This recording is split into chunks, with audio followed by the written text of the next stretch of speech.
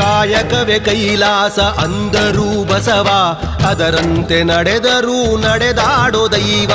ಕಾಯಕವೇ ಕೈಲಾಸ ಅಂದರೂ ಬಸವ, ಅದರಂತೆ ನಡೆದರೂ ನಡೆದಾಡೋ ದೈವ.